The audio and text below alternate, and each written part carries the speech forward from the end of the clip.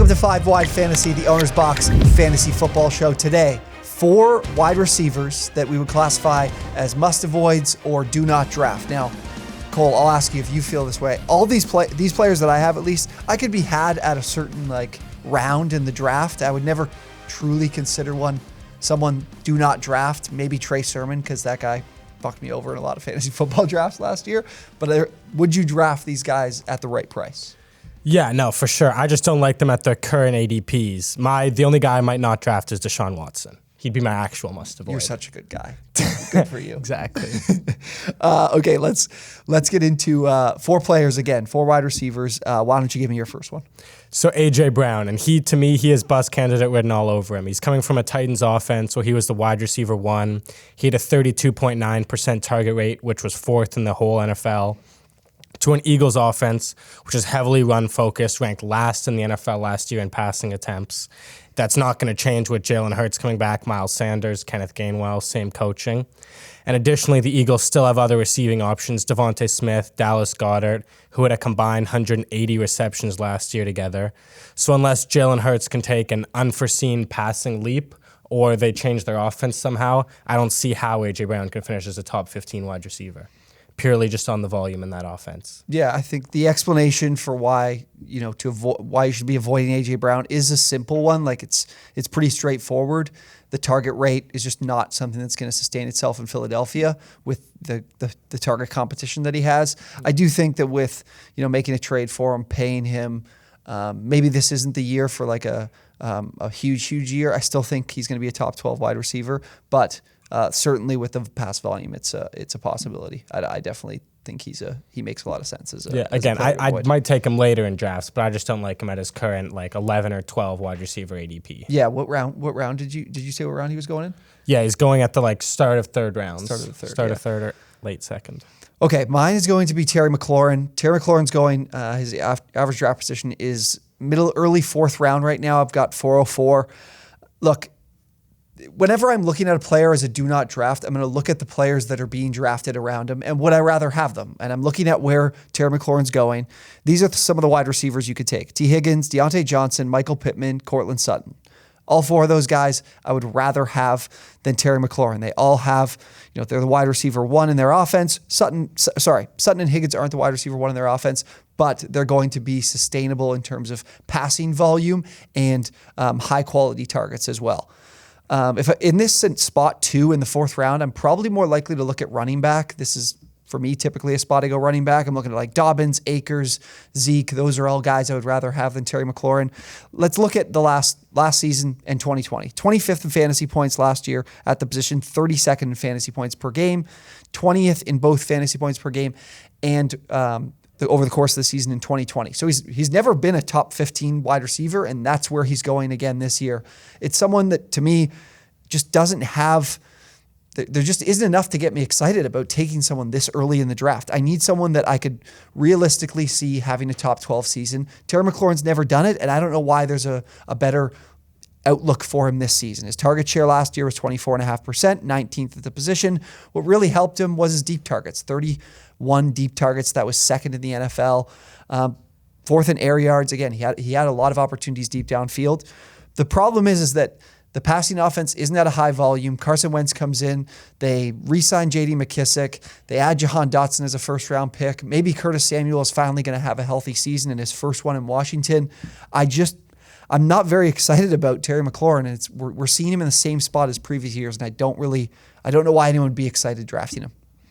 Yeah, I agree. I just don't like Washington's QB situation, to be honest. I don't think Wentz is definitely better than last year, but I still don't think Wentz can carry a ton of fantasy value for his receivers. So if they had a good QB, I think McLaurin would for sure be a top 15 wide receiver based on talent. But based on the situation and the other receivers, I don't see him finishing anywhere near his ADP. Definitely want to make it clear that I do think Terry McLaurin is a super talented player. But this is just definition of insanity. We're just beating our head against a wall by drafting this guy right around the same spot as last year. He just doesn't have that ceiling. I like Michael Pittman last year with Carson Wentz I think Pittman was wide receiver 17 or so overall. Right, I don't remember exactly, but this is 15 for McLaurin. It just doesn't make sense to me. So he's someone I'm certainly, if this was the 6th round, definitely I'll be in.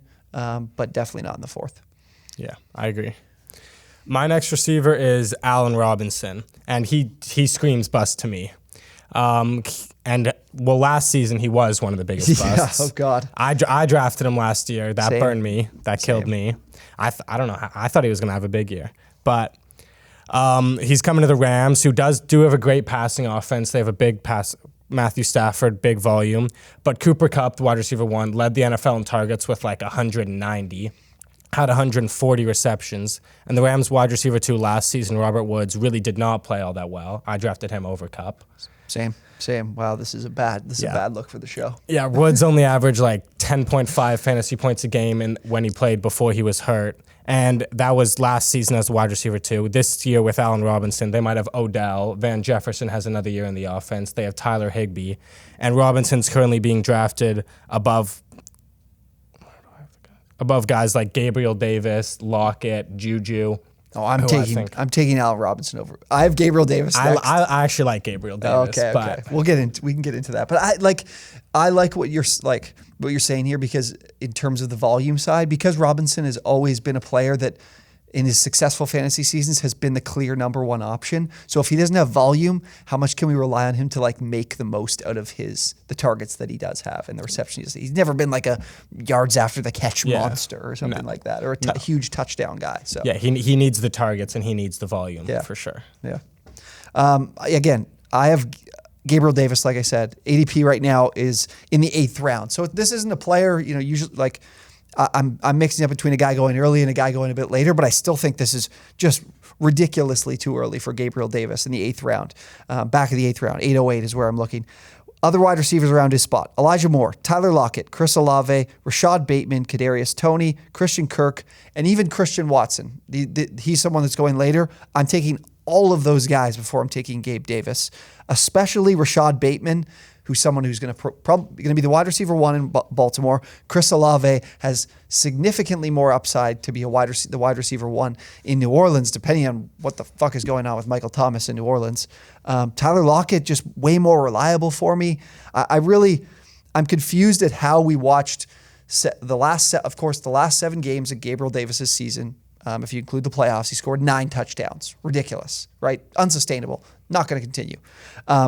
The things that people are going to like is obviously that sample size. His average depth of target was 13.4 yards last year, which was 8th at the position. So good things there. But again, being drafted as a top 30 wide receiver in an offense where he cannot be the wide receiver 1, and we've got the alpha wide receiver, the alpha pass catcher of the offense is Stephon Diggs.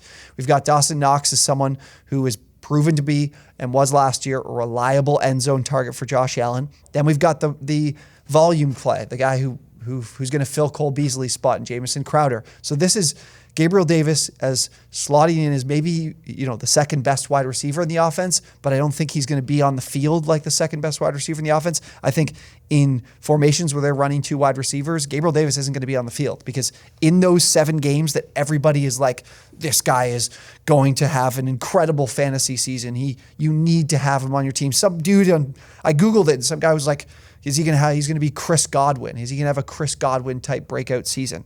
That I don't see that happening, because all of those 7 games, all of them are running out wide. He's not a slot guy. He's never going to be in the slot. Like, this could be Bryan Edwards. This could be running a ton of routes, getting valuable deep targets, but not hitting enough of them. So I'm really out on Gabe Davis, especially when I look at last year. Like, people are like, oh, he didn't have a great year because they had Emmanuel Sanders. Emmanuel Sanders was able to take this guy's spot in the offense. So I'm out on Gabe Davis, and I'm out for a while. Like, round 11, maybe I'll take him. I'm not taking him in round 8. Yeah, I agree somewhat. Some of the guys around his position, Juju, Lockett, Rashad Bateman, I'd definitely be taking them over Gabe Davis for sure. But I'm not as down on him as you. I think the 9th, 10th round, I'd take him. And I think what was Cole Beasley last year in fantasy? He was a big time depth play, a PPR guy, a lot of targets. I don't know where his finish was. To be honest with you. I think Gabe Davis has a decent floor at the very least as the wide receiver 2 in a top offense. I don't see floor. Like, he has 35. His max for a season is 35 receptions. Like, if he's going to be reliable week in and week out and not burn you, which I think is what is going to happen. He could score, because he was still a top 10 He was still top 10 in end zone targets last year, which is good, which is crazy. Him, Stephon Diggs, and Dawson Knox were all like top 15 in end zone That's targets. kind of the Bills' offense. That's the offense.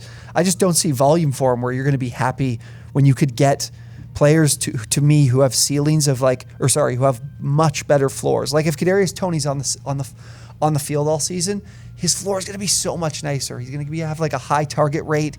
His receptions are going to be there. If Gabe Davis has 70 plus receptions this year, I'd be shocked. I agree, but he was the wide receiver. He was probably the wide receiver 4 starting the season last year, behind Sanders and Beasley, and then he worked his way up, and he probably was the wide receiver 2 by the end of the year. So I'm thinking they're going to be targeting him more, and they're going to make a concerted effort to target him more too next year. Yeah, I think he's too popular. He's a popular play, too popular. I'm really surprised. I think it's maybe a good thing for another video if we maybe take another player that we can kind of compare and talk about and argue with.